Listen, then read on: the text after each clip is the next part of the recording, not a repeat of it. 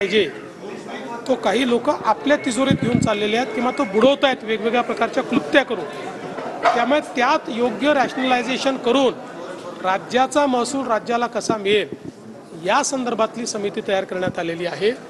विरोधी पक्षाचं कामच असतं टीका करणं, ते टीका करत असतात। आज आज आज आज मुनगंटीवार तुमच्या कार्यक्रमाला उपस्थित आहे, नाराजी आहे नाही असं मानलं जातं। सुधीर भाऊंनी मला स्वतः फोन केला होता।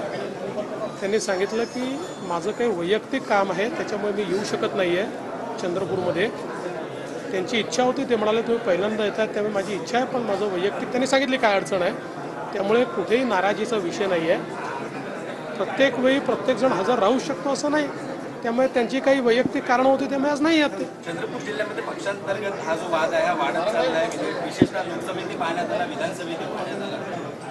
कुठलाही वाद नाही आहे, तुमच्या मनात वाद आहे, आमच्या पक्षात वाद नाही।